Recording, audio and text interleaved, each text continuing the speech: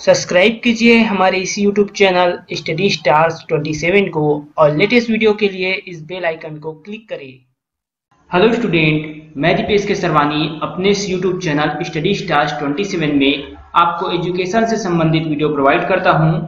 देखिए, हमने पिछले वीडियो में आपको एसएससी सीजीएल से संबंधित जो आपका टीयर 1 है उसे कैसे हम एग्जाम को दे और कैसे उसे निकाले, उससे संबंधित हमने एक आपको स्टडी प्लानिंग या फिर स्टडी स्ट्रेटेजी बताई थी।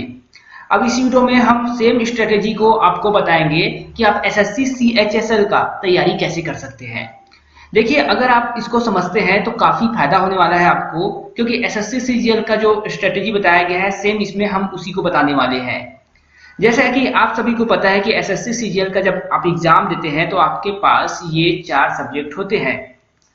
4 सब्जेक्ट होते हैं, साथ ही आपके पास 1 घंटे का समय होता है, 25 क्वेश्चन होता है पर सब्जेक्ट और 50 नंबर यहाँ पे होते हैं। तो टोटल 200 नंबर के 100 क्वेश्चन होते हैं।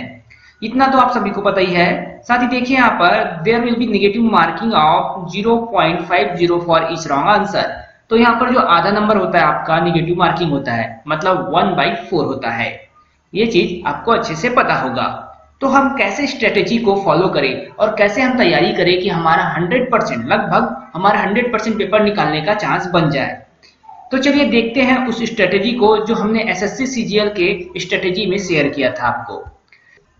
तो देखिए, ये जो स्ट्रेटेजी है आपका बहुत ही यूनिक है। इसे आपको समझना होगा काफी अच्छे तरीके से। देखिए, अगर आप किसी भी एग्जाम की तैयारी कर रहे हैं तो इस स्ट्रेटेजी को फॉलो कर सकते हैं। जैसे कि देखिए, यहाँ पे 100 से लेकर 1 तक यहाँ पर नंबर लिखे गए हैं और इसी नंबर के ही हिसाब से आपको किसी भी एग्जाम की तैयारी करना है। मान लीजिए आपके पास कोई एग्जाम है और उसके लिए आपके पास 100 दिन का समय है, तो कुछ इस प्रकार से आप उल्टा लिख देंगे, 100, 99, 98 कुछ इस प्रकार लिखकर आप 1 तक यहाँ तक लिखेंगे। फिर इस स्ट्रेटेजी के अकॉर्डिंग आपको तैयारी करना है। आपको अपने सारे सब्जेक्ट लिख लेना है, कौन कौन से सब्जेक्ट है आपके।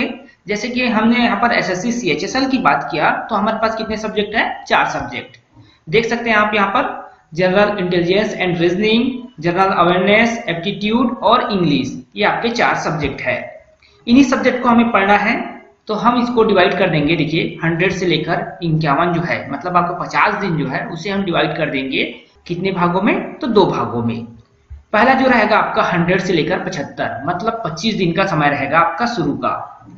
ये जो हम लिखे हैं हम 100 से लेकर 1 तारीख तक, इसका मतलब क्या है? इसका मतलब ये है कि आपको यहाँ पर हम एक्टिविटी बता रहे हैं। डेली आप जब सोकर उठेंगे तो आप 1 दिन को कट करेंगे। अब जब 1 दिन को कट करेंगे तो आप खुद को रिकॉल करेंगे कि मेरे पास कितना दिन बचा है। तो आप अपनी तैयारी को और बेहतर करने की कोशिश करेंगे। जैसे कि आप उठे सुबह और आपने 100 दिन को कम कर दिया तो आपके पास समझ में आ गया कि मेरे पास 99 दिन ही बचा है। फिर आपने 99 को कट किया तो आपको समझ में आ गया कि 98 डेज ही बचे हैं। तो इस प्रकार आप कट करते चले जाएंगे और अपनी तैयारी को बेहतर बनाएंगे, क्योंकि आपका पूरा फोकस कहाँ रहेगा? आपकी तैयारी पे। तो जो 100 से लेकर आपका 75 तक है, यहाँ 76 तक लेंगे हम। तो जो 25 दिन है आपका, इस 25 दिन में आपको 2 सब्जेक्ट पढ़ना रहेगा। इन 2 सब्जेक्ट में आप इन चारों में से कोई भी सा सब्जेक्ट चुन सकते हैं। जैसे कि आपने चुन लिया रीजनिंग और जनरल अवेयरनेस, 2 सब्जेक्ट आपने चुन लिया, उसी को आपको लगातार 25 दिनों तक पढ़ाई करना है। 25 दिन तक आपको रीजनिंग और जनरल अवेयरनेस के अलावा कुछ भी नहीं पढ़ना है। पूरी मेहनत लगा देना है आपको, पूरी मेहनत के साथ, पूरी लगन के साथ, सुबह शाम आपको पूरी तरीके से पढ़ना है। एक टाइम आप रीजनिंग पढ़ रहे हैं तो अगले टाइम क्या पढ़ रहे हैं? आप जनरल अवेयरनेस पढ़ रहे हैं। तो पूरा फोकस के साथ, पूरा एनर्जी के साथ आप कंटिन्यू 25 दिन तक उसको पढ़ेंगे।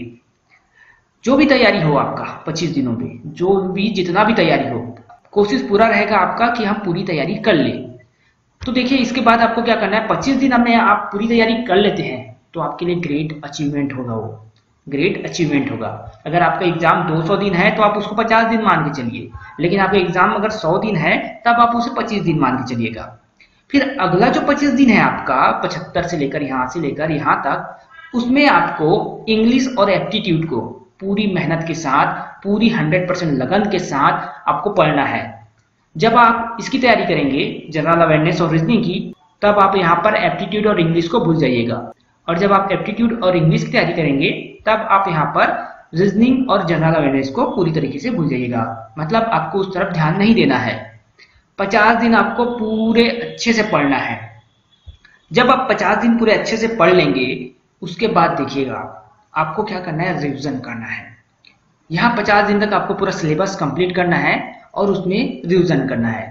यहाँ पर 30 दिन का एक शेड्यूल बना गया है येलो कलर पे। इसमें क्या करना है, आपको रिवीजन को भी 30 दिन में करना है। तो 15-15 दिन में आप डिवाइड कर लेंगे, 50 से जो है आपका उसे डिवाइड कर लेंगे 36 तक, 15 दिन तक। फिर उसमें रीजनिंग और आपको जनरल अवेयरनेस को क्या करना है, रिवीजन करना है, अच्छे तरीके से रिवीजन करना है। और जितने टॉपिक छूट गए हैं उसको भी आपको अच्छे से कवर करना है। वही काम करना है आपको, सुबह एक सब्जेक्ट तो शाम एक सब्जेक्ट, मतलब आप उसको डिवाइड कर सकते हैं अपने अकॉर्डिंग। साथ ही आपको ये भी ध्यान रखना है यहाँ पे कि आपको ओल्ड क्वेश्चन पेपर सॉल्व करना है, एमसीक्यू सॉल्व करना है, टेस्ट सीरीज देते रहना है। इससे क्या होगा, आपकी तैयारी में काफी ज्यादा निखार आएगा, आप बहुत ही अच्छे तरीके से और तैयारी कर पाएंगे। फिर जो आपका अगला 15 दिन है वही 2 सब्जेक्ट को पढ़ना है जो बच गया आपका, इंग्लिश और एप्टीट्यूड। फिर आप जो गैप बचे थे, मतलब गैप कहने का मतलब क्या है, कोई भी सब्जेक्ट आप पढ़ते हैं तो कुछ ना कुछ तो छूट ही जाता है, तो वो जो छूट गया था उसे आप कवर कर लेंगे। तो ये 30 डेज पे आपको रिवीजन करना है, प्लस जो छूट गया है उसे कवर करना है, पुराने क्वेश्चन पेपर भी सॉल्व करते रहना है, साथ ही साथ में शुरू से कर सकते हैं आप। और आपको जो एमसीक्यू क्वेश्चन है वो भी आपको बनाते रहना है, टेस्ट सीरीज देते रहना है, इन सब चीज को करते रहना है। इन सभी को आप अच्छे से लिख लीजिए क्योंकि आप भूल सकते हैं। देखिए यहाँ पर 50% ये हो गया आपका, 30% ये हो गया आपका। अब 16% जो बचा आपका, देखिए यहाँ पे 20 से लेकर यहाँ पर 5 तक, मतलब यहाँ पर हम कितने दिन बच गए हमारे पास, 16 दिन। इन 16 दिन में अब क्या करना है, आपको एक एक सब्जेक्ट को पकड़ लेना है। जैसे कि रीजनिंग आपने पकड़ लिया तो 20वें दिन, 19वें दिन, 18वें दिन और 17वें दिन पूरी मेहनत के साथ जितना कुछ है उसमें पूरा अच्छे से रिवीजन कर लेना है, जितना हो सके प्रैक्टिस करना है, रिवीजन कर लेना है। 4 दिन आपको पूरी तरीके से रीजनिंग में घुल जाना है। 4 दिन जब आप रीजनिंग पूरी तरीके से घुल जाएंगे ना, तो आपको पूरा चीज क्लियर हो जाएगा, आपको एक एक चीज कंठस्थ हो जाएगा। और कोशिश करिएगा कि जो इस दिन है आप उसका टेस्ट दे दीजिए रीजनिंग का, उस दिन आपको और क्लियर हो जाएगा कि आपको बहुत सारे क्वेश्चन बन गए। फिर यहाँ से देखिए 16, 15, 14 और 13 ये दिन है। आप इसके बाद अगला जो सब्जेक्ट है आपका जनरल अवेयरनेस, उससे पूरी तरीके से घुल जाइए, पूरा जनरल अवेयरनेस ही पढ़िए, कुछ नहीं पढ़ना है उसके अलावा, आपको पूरी तरीके से जनरल अवेयरनेस पढ़ना है। वहां पर आप पूरा घुल मिल जाइए सब्जेक्ट के साथ और पूरी तैयारी करिए, क्योंकि आपने तैयारी कर रखी है, रिवीजन भी कर रखा है, अभी सेकेंड रिवीजन चल रहा है आपका। फिर 12वें, 11वें, 10वें और 9वें दिन आपको क्या करना है, फिर से वही जो आपका सब्जेक्ट बन गया एप्टीट्यूड वो करना है, और 8वें, 7वें, 6वें और 5वें दिन आपको इंग्लिश पढ़ना है। ये तो सीक्वेंस मैं अपनी तरफ से बता रहा हूँ, लेकिन आप सीक्वेंस को अपने अकॉर्डिंग जमा सकते हैं जैसा आपको ठीक लगे। जब इतना दिन जब कर लेंगे, एक बार आप पढ़ लिए, दूसरे बार आप रिवीजन कर लिए, तीसरे बार भी अच्छे से आप रिवीजन कर चुके हैं, तो आपके पास 4 दिन भी फिर से बचा है। देखिए कितना भी पढ़ लीजिए आप, आपको पता है कि रिवीजन करना तो जरूरी है। रिवीजन किए, 2 बार रिवीजन किए, आपको कंटेस्ट हो गया। अब आपके पास 4 दिन जो बचा है, अब जितना आप पढ़े हैं एक एक दिन में कंप्लीट करना है आपको। जो सबसे सरल सब्जेक्ट है उसे चौथे दिन पे रखिए, फिर 3 दिन बचे रहेगा, फिर उसका थोड़ा कठिन सब्जेक्ट है उसको रखिए, फिर उससे थोड़ा ज्यादा कठिन है उसको रखिए, और पहले दिन सबसे कठिन सब्जेक्ट को रखिए। अब ऐसा क्यों करना है आपको, देखिए चौथे दिन आप सरल सब्जेक्ट पढ़े रहेंगे तो आपको एग्जाम के दिन वो याद रहेगा, तीसरे दिन जो पढ़े रहेंगे वो भी आपको याद रहेगा, दूसरे दिन पढ़े रहेंगे वो भी याद रहेगा, और जो कठिन वाला सब्जेक्ट है वो तो तुरंत पढ़ के आप जा ही रहे हैं, तो आपको पूरी तरीके से याद रहेगा। तो एक दिन बचा था तो आपने क्या किया, सबसे कठिन सब्जेक्ट को पढ़ा, और यहाँ पर आप एग्जाम देने चले गए। डेफिनेटली आप देखिएगा आपका क्वेश्चन पेपर बहुत ही अच्छे से सॉल्व होगा। आप 100 में से 80 प्लस तो अटेम्प्ट करेंगे ही, वो भी एक्यूरेसी के साथ। 80 से 90 हो जाएगा, लेकिन 80 से नीचे होने की संभावना बहुत कम है। अगर आप इस स्ट्रेटेजी के साथ तैयारी करते हैं तो डेफिनेटली आपका एग्जाम निकलने का चांस बहुत ज्यादा हाई हो जाएगा एज कम्पेयर टू अदर, क्योंकि आपने 50%, 30%, 60% और 4% वाला रूल फॉलो किया है, जो कि एक यूनिक रूल है, और ऐसा रूल आपको बहुत ही कम देखने को मिलेगा। तो आई होप मैंने जो आपको इन्फॉर्मेशन डिलीवर किया वो आपको अच्छे से समझ में आया होगा। तो अगर आप चाहते हैं कि एसएससी सीएचएसएल या एसएससी सीजीएल या कोई भी से एग्जाम हो उसकी तैयारी हो अच्छे से, तो आपको जितना भी दिन बचे रहेगा आपको इन परसेंट में डिवाइड करके तैयारी करना होगा। आप देखेंगे कि निश्चित रूप से आपकी तैयारी बेहतर होगी और आपका एग्जाम निकलने का चांस बहुत ज्यादा बढ़ जाएगा।